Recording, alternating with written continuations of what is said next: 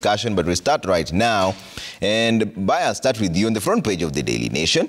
There's a new plan to tax bread and milk. 16% milk and bread are currently zero rated, but the Treasury is now seeking to levy VAT on the two products consumed by millions of Kenyans. They say that the cost of breakfast for millions of Kenyan households that consume bread and tea as their first meal of the day is set to rise in the next 3 months if the new taxes measures proposed by Treasury sail through Parliament.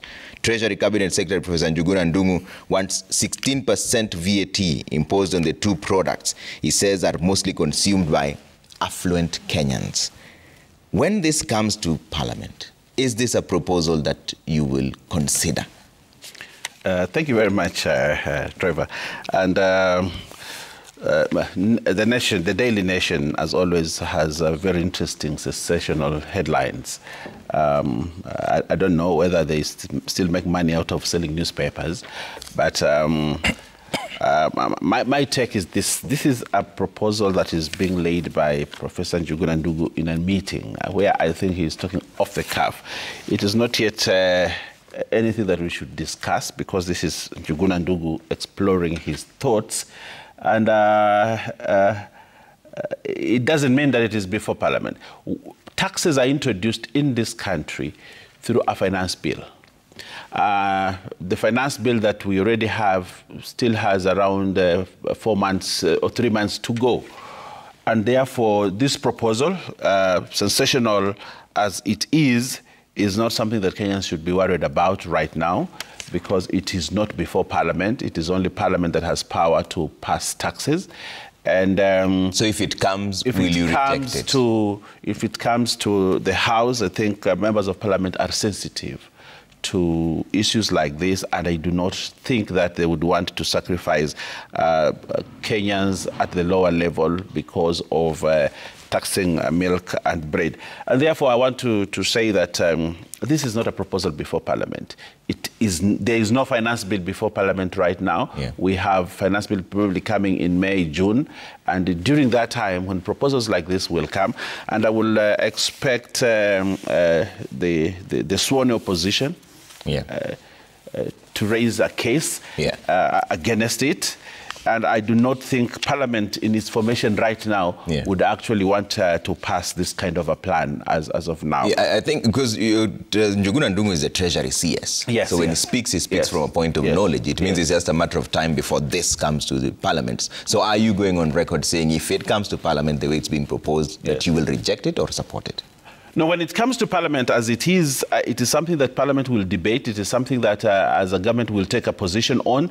And I do not think this would be something that Parliament, right now, as constituted, would want to consider to levy 16% VAT on bread. I look at the notes. I have read the details on page 7, and there are very fundamental things that it talks about. One of the things that we must consider is today bread and milk is zero rated. But what does zero rating mean?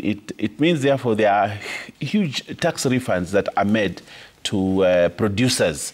So the beneficiaries of the manufacturing process of bread and milk in this country actually producers and not actually consumers. Because at the end of the day, when you buy wheat, and the products that make bread, the producers of this will be refunded huge. Actually, it says that 95% of tax refunds actually go to producers of milk and bread. Okay. So what does that tell you? It tells you in the process of trading in bread, the person that makes more money is the producer. You know, he gets tax refunds, huge tax refunds, but the consumer bears that need. But what Njuguna Ndung'u is saying, supposing therefore we tax 16% of both for milk and bread, but at the end of the day, with the e-teams that is being touted, then you can take your receipts from the supermarket and go and get your tax refunds for the bread instead of the tax refund